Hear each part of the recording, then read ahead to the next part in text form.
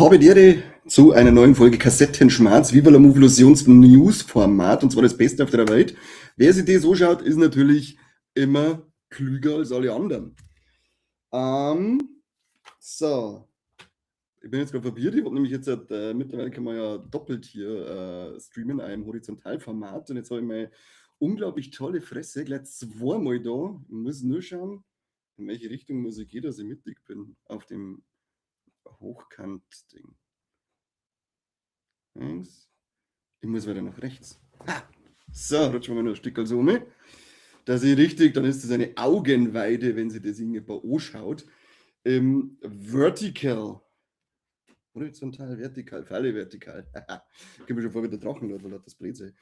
So, servus Burm, sagte der Javier Marquez. Hola, Senor. Schön, dass du bist. Lass mal gucken, mit was fangen wir denn heute an? Ich würde sagen, wir fangen wieder mal an, dass wir ein paar Poster anschauen, weil es gab wieder einige Trailers, die ich eigentlich gern sagen darf, aber wir wissen ja, was dann passiert, und zwar, der Teufel ist los, da garantiere ich euch. Fangen wir an, es gibt einen neuen Trailer zu Monarch, der Serie aus dem Godzilla-Universum. Eiersessel Sepp freut sich, das ist schön, dass er sich freut. Gnädelwurzler, Dragoncry, schön, dass du da seid. Oskar Fetzerkatz liegt bei mir auf dem Tisch nebenan und schaut zu. Grüß Gott, beste Aussprache von Trailers. Von Trailers hier. Monarch, bringt mich durcheinander. Was überhaupt für der Aussprache? Trailer. Hallo, ich merke im Teilen, mein Computer macht wieder nicht, was ich ihm sage, wie so oft. Aber so, schauen wir mal. Hier haben wir ein schönes Poster zu Monarch Legacy of Monsters. Ich habe natürlich hier was zu trinken, und zwar einen köstlichen Paulaner Spezi. Ich habe gestern der Geiti Boy gesponsert. Ich glaube, wir wollten eigentlich selber trinken, hatten dann vergessen, und jetzt auf mich. Krawallmaus ist auch wieder da. Ja, schön. Du hast ja einige Male gefehlt. Also die Abwesenheit ist uns schon aufgefallen. Das war nicht schön von dir, gell? Freilich, Ossisch und nicht verpreust. Össisch ein paar Trailer anschauen. Also schaut euch Monarch an. Wir haben Godzilla am Start, wir haben Kong am Start in dem Trailer und eine neue riesengroße Bedrohung. Natürlich eine riesengroße Bedrohung. Mal gucken, was uns da dann dieses Mal erwartet. Ich fand die erste Staffel schon ziemlich cool. Und ich glaube, dass sie im Februar sogar schon losgeht, die zweite Staffel Monarch. Dann haben wir den ersten Trailer zu The Mummy von Lee Cronin, der ja schon mit Evil Dead Rise überzeugen hat können. Das ist jetzt auch der erste Trailer und ihr Poster dazu. What happened to Katie? Ich weiß nicht. Was ist mit der Katie los? Verzeiht's mir, sagt's mir. Werden wir im April erfahren, da kommt der Film. Da hat es schon die Test-Screenings gegeben, und ich glaube, ich habe es in irgendeiner Folge Kassettenschmerz schon erzählt, dass sie ziemlich negativ ausgefallen sind, weil es heißt, dass es nicht viel mit einem Mumienfilm zum Tor hat. Ich entschuldige mich in aller Förmlichkeit, Potato. Ist verziehen. Ausnahmsweise. Das nächste Mal gibt es aber voll einen in die Fresse. Ja, mal gucken, was der Mami kann, weil der Trailer, der da recht richtig düster und gruselig schon mitwirken, so dass man denkt, ja, hey, cool, die Monster sind wieder mal furchterregend und nicht so wie zuletzt Fast and Furious mäßig unterwegs mit dem Cruisel Tom. Cruisel per Nusel. Dann haben wir den ersten Trailer auch zu Undertone. Da habe ich ja letzte Woche schon gesagt, dass da was angekündigt wurde.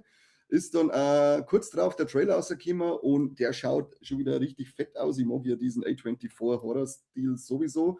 Das wirkt auch wieder so wie aus dieser, ich möchte es ungern A24-Formel bezeichnen, aber es ist, glaube ich, schon fast ein bisschen so, dass man es so nennen kann, aber es ist ja nichts Schlechtes. Aber Trailer ist raus, kickst du an. Kickst du an. Vielleicht wird The Mummy ja doch geil und die Leute haben bloß keine Ahnung. Das kann natürlich auch sein. Es kommt wahrscheinlich auch darauf an, wenn jetzt er da ganz andere Richtung einschluckt, wo sie ja glaubt, was passiert ist, wenn es heißt, das hat nichts mit der Mumie zu tun, dass man dann mit einer falschen Erwartungshaltung drin sitzt. Trinken wir mal einen Schluck Paulaner Spezi, Leute.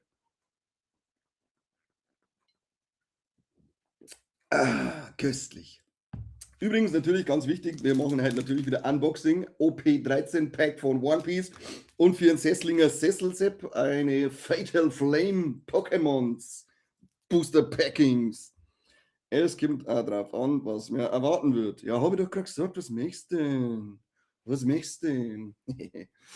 ähm, Dann haben wir noch einen Trailer zu Night Patrol mit dem Justin Long. Es geht dann anscheinend, das ist ein übernatürlicher Thriller, der allgemeine Thematiken, die es in Amerika da gerade gibt, mit Polizeigewalt und Rassismus und was weiß ich, Augenzwinkern anspricht. Und das Ganze soll ordentlich in Gore getränkt sein, hat es geheißen.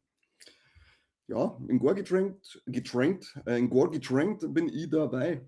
Da bin ich dabei. Es geht übrigens gerade vor, nur kurz bevor ich jetzt angefangen habe, hier euch Geschichten zu erzählen, ein Trailer zu Scream 7 ausgegeben, den ich jetzt aber leider nicht mehr anschauen habe können und auch kein Poster herrichten habe können und gar nichts da habe können. Ich bin furchtbar, furchtbar traurig drüber.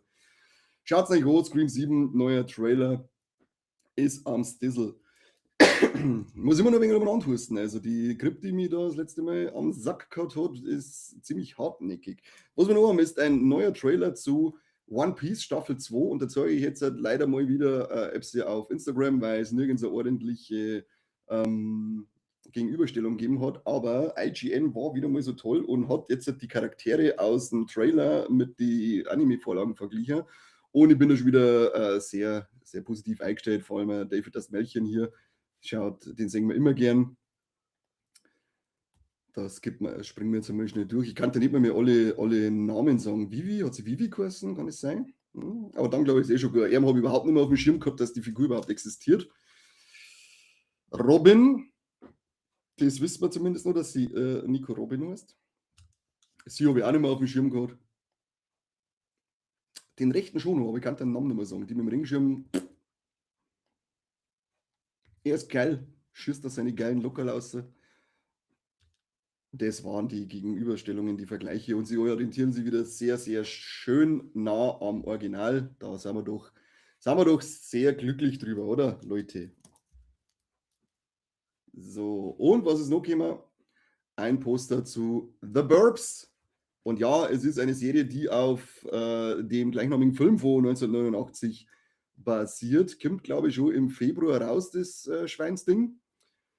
Und ich habe aber keine Ahnung, wo das dann bei uns rauskommt, weil ich nicht weiß, wo es bei uns Peacock oder wer bei uns Peacock-Serien am Start hat.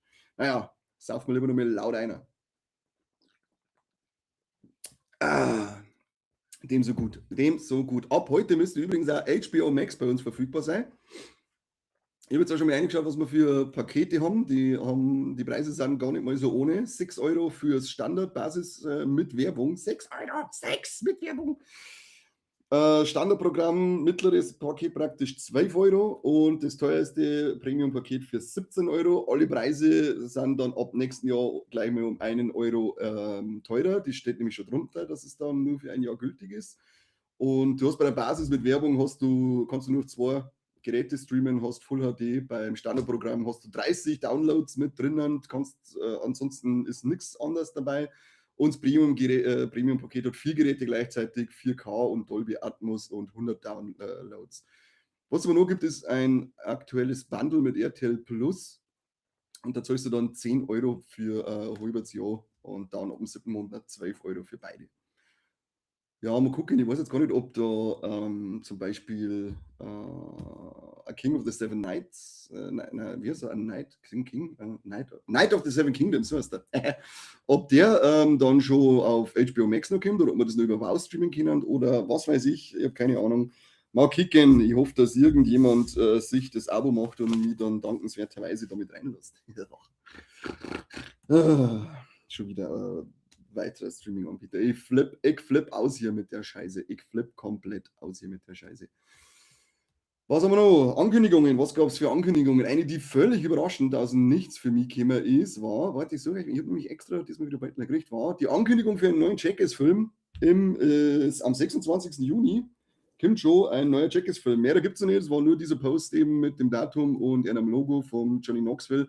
Ich habe schon gelesen, dass angeblich der Ben Margera diesmal drinnen sein soll, aber eher so in ausgeschnittene Szenen von alten Filmen. Ich weiß nicht, was der genau ist, den in einem Beef, ob der immer noch so ist, wie er jetzt oder nicht. Keine Ahnung, keine Ahnung. Dann haben wir die Meldung, dass Ice Nine Kills, wer die Band nicht kennt, sollte da mal reinhören, macht coole Mucke, hat eine coole Show und singt über Horrorkassetten, das ist natürlich auch geil. Und die drehen ja einen eigenen Film, ich glaube, der Slashing of Christ oder so. Und da ist jetzt das Drehbuch fertig. Sie sind jetzt losgegangen in die Studios und schauen eben, dass sie das unter die Leute bringen. Es gibt noch keinen Cast oder einen Start dazu, aber es ist on the way. Black Mirror geht offiziell in eine 8. Staffel.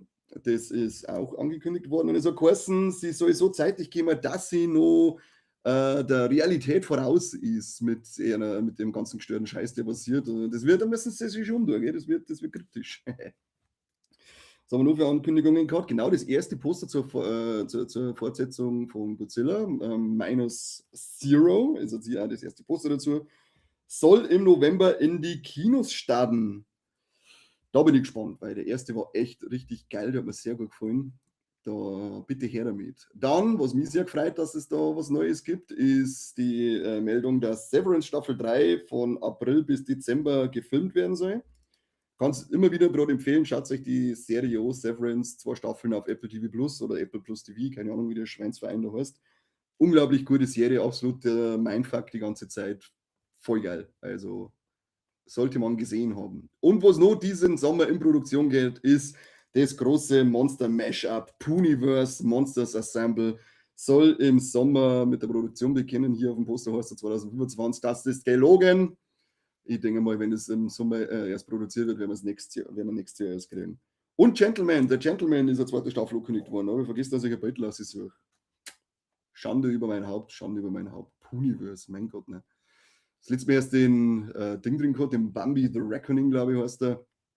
Den habe ich mir bei den 99 Cent Deals geliehen. Aber was habe ich vergessen, dass ich mir fertig anschaue. Aber er hat ein paar schöne blutige Elemente schon drin gehabt. Das war und nicht einmal so billiger Scheiß. Gut, Bambi selber ist natürlich jetzt nicht das Gelbe vom Ei, die Animation, aber die Effekte haben gar nicht so weit ausgeschaut. Ich weiß nicht, wie der weitergeht, weil nach 40 Minuten habe ich gemeint, ich schaue am nächsten Tag fertig an und es ist nie passiert.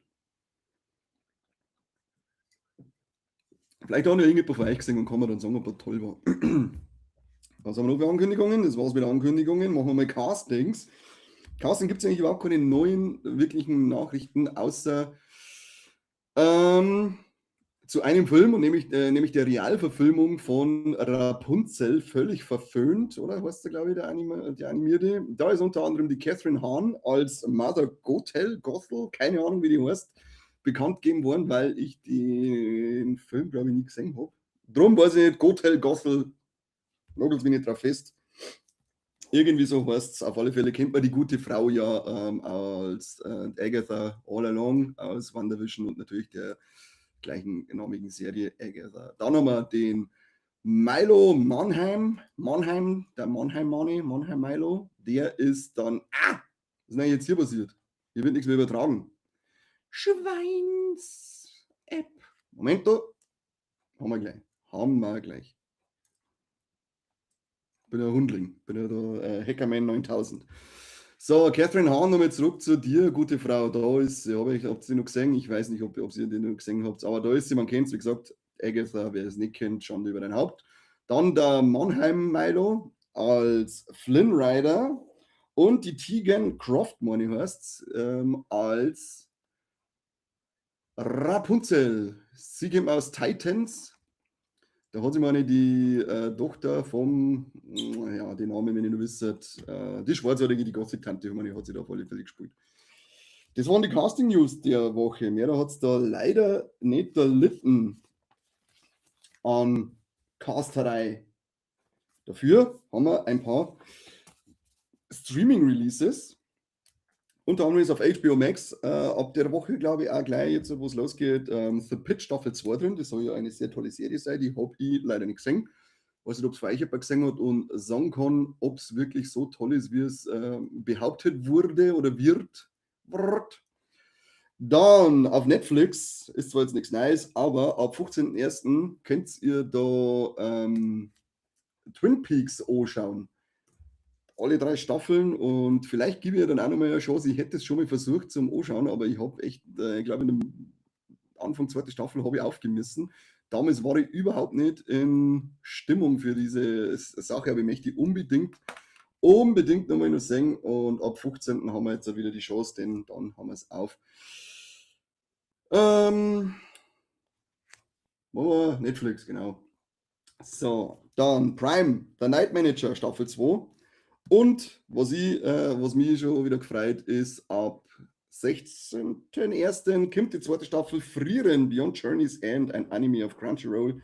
Sollte man gesehen haben, sehr, sehr schöner Anime. Erste Staffel war sehr liebevoll, finde ich, liebevoll eigentlich, kann man sagen, von der Genie-Thematik drin hat die Geschichte und da freue ich mich schon sehr drauf, sehr. So, der Mikey war so nett und hat mir ein paar physische Releases für euch rausgesucht, für die Sammler unter uns. Jetzt sind wir wieder gut in der Zeit, würde ich sagen. Ja? Zackig, zackig, oder zackig, zackig. Piranha 2 kommt in 6 Media Books raus. 6, ja, 6 Stück braucht man alle Cover, bitte alle kaufen. Dann The Nest, auch in 6 Cover. Dann kommt, ich glaube, Bush Media Group bringt man raus, so ein indischer Rachefilm, Marco, auch mit 6 Covern. Bone Lake, glaube ich, waren nur 5 Cover. Bone Lake gibt es übrigens eine Folge zu uns, wer damit spekuliert, sie den Film heim zum holen, kann ja vorher mal eine hören, was der Mike und ich zu dem Film zum Sagen haben. Und dann kommt noch Werwolf Massacre und der schaut schon so gut aus und der Name allein, Werwolf Massacre, der muss ja geil sein, oder? Da kann man gar nicht aus. Der kann ja gar nicht aus, dieser Film aus, dass er schlecht ist. Übrigens, diese Woche, 16.01. nach des guten Geschmacks geht weiter. Das ist doch schön, oder? Dass auch 2026 einmal im Monat was gibt. Und diesen Freitag am 16.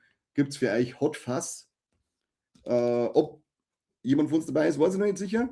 Ich bin mit dem Seppino in Verhandlungen, dass er mitkommt. Und wir werden es auf alle Fälle dann posten, wo wir sind. Und ihr könnt euch gleich noch den 30.01.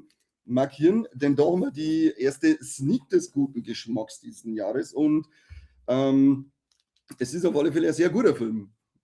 Glaube ich, hoffe ich. Oder sagen wir so, nicht ein sehr guter Film, ein sehr erwarteter Film. Ich nenne es mal sehr erwartet, genau. Also markiert euch diese Woche 16.01. Hot Fuzz und 30.01. schauen wir uns dann eine Sneak des guten Geschmacks an. Der Jojo ist auch da, der sagt da Servus. Dann, wenn wir schon beim Kino sind, was kommt denn die Woche noch? Was kommt denn die Woche ins Kino? Ich habe das ja gesehen, wir machen jetzt jeden Montag einen Kino-Release-Post auf Instagram, auf Threads und auf Facebook, glaube ich auch. Ich glaube schon, die 3, glaube ich, bringen es aus. Und ich glaube sogar auf YouTube in der Community immer seine Post. Aber natürlich verzeihe ich es euch trotzdem, ich mag mich mit euch unterhalten. Am 15. Januar diese Woche extra Wurst mit dem HP Kerkeling. Dann haben wir The Housemaid. Wenn sie wüsste, den schauen wir uns am Mittwoch an. Und Spoiler, Seppi und ich werden eigentlich eine Folge dazu aufnehmen. Also Ohrwaschel aufhalten. Oh, Filmstarts gibt im 2 von 5. Ha, bin ich gespannt. Da muss eigentlich gut sein. Dann haben wir die Woche auch schon 28 Years Later 2, The Bone Temple. Silent Friend, ein Drama mit 5 von 4 Sternen bei Filmstarts. Small Town Girl, Mother's Baby, Madame Kika, Darlings, Plain Clothes, Aisha Can Fly. Tja, ganz schön blöd, wenn man den fliegen kann. Kardes Takimi 3 und das war's diese Woche. Also diese Woche schaut schon besser aus wie Kino mit Housemaid und 28 Years Later 2, Silent Friend und Small Town Girl sind auch sehr gut bewertete Filme. Da kann man jetzt schon mal anfangen, dass man ins Kino geht, würde ich sagen. Ob das schon war eigentlich nicht bei heuer schon im Kino. Ich war heuer noch nicht. Das ist sehr traurig, aber ich werde es, wie gesagt, morgen nachholen, dann schauen wir uns The Housemaid an. So, kommen wir zu unseren Streaming-Charts. Es ist wahrscheinlich ganz, ganz logisch, wer bisher, wer immer nur auf Platz 1 ist. Was schreibt er hier? Aisha Can Fly, no relation to R. Kelly. Nicht? Verstehe ich nicht. R. Kelly sagt doch nur Leid, oder? Der fliegt doch auf keinen. So, Emily in Paris, Netflix Staffel 5 auf Platz 10. Dann haben wir wieder Netflix auf Platz 9 mit der zweiten Staffel Stranger Things. Immer nur Leid am Rewatchen. Prime mit der zweiten Staffel Fallout auf Platz 8. Da muss ich mir die neue Folgen anschauen. Dann haben wir wieder Netflix auf Platz 7 mit der ersten Staffel Stranger Things. Der Kopenhagen-Test, eine Peacock-Serie, erste Staffel auf Platz 6. Dann kommen wir Platz 5. Stranger Things, Staffel 4, Netflix, na klar. The Pit, erste Staffel, wie gesagt, ist ein sehr beliebtes Ding anscheinend. HBO Max auf Platz 4, habe ich schon gesagt, genau. Landman, Staffel 2 von Paramount Plus ist auf Platz 3. Dann haben wir Netflix mit der ersten Staffel Runaway, sagt man gar nichts bisher. Und Platz 1, wieder allen Erwartens, immer noch Stranger Things Staffel 5. Wer hätte es gedacht? Wer hätte es gedacht? Wer ist schon durch mit Stranger Things? Ich glaube, ich habe es letztes Mal schon gefragt. Vielleicht hat es das mit noch irgendjemand geschafft. Jetzt kommt mir Dave Chappelle in den Kopf. Ja, es war ein guter Witz damals, ein guter Sketch von Dave Chappelle. Ach, warum ist ein Paulaner Spätzle selbst gut? So etwas gut. So, machen wir mal hier Unboxing, oder? Fangen wir wieder an mit unseren One Piece Karten. One Piece Karten. Ich habe schon mal reingeschaut, was wertvoll ist, und es ist nach wie vor immer die V2-Versionen, die ein bisschen was bringen, oder eine mit Manga-Zeichnungen, Beuteln drinnen, aber mal gucken, ob wir irgendwas haben davon. Fangen wir mit Brook. Brook. Dann haben wir die Koala. Den Vegapunk. Curiel, der sagt mir jetzt gar nichts sehen. Wo war denn der dabei? Wo war der Curiel dabei? Drancry, du horzt doch gerade wie ein Schwein durch One Piece. Hast du den irgendwie auf dem Schirm gerade? One Piece Karten. One Piece, da sind wir schon wieder bei. Die jemand vom Ding, oder? Vom R. Kelly dann, die One Piece Karten. Gum Snake Shot. Piu, piu, piu. Eine Eventkarte. So, Inuarashi Character. Dann haben wir einen Kosuki Momonosuke. Altes Legend-Baby. Den Tomfred, guter. Tomfred war guter. Dann haben wir wieder ein Event, never existed in the first place. Wird hier ordentlich rumgelasert. Makino. Die weiß ich auch nicht mehr. Steht irgendwo drauf, was sie gemacht hat. Activate irgendwas, bla bla bla. Makino Windmill Village. Jetzt haben wir hier Glitzern, aber ich glaube, die habe ich das letzte Mal schon gehabt. Saint Topman Warkuri. Glitzert die? Ich weiß nicht. Die schauen so komisch aus. Nefeltari Vivi. Das tut auf alle Fälle glitzern tun. Aber ich schaue irgendwie so komisch aus, die Karten. Was war denn da Lecher drin? Ist eh wurscht. Das gewiss wieder keine V2-Karten, die mir irgendwas an Reichtum bringen würde. Bleibe bettelarm. Bettelarme Kirchenmaus. Schauen wir mal, ob der Pokémon mehr Geld aus springen lässt für mich. Ha?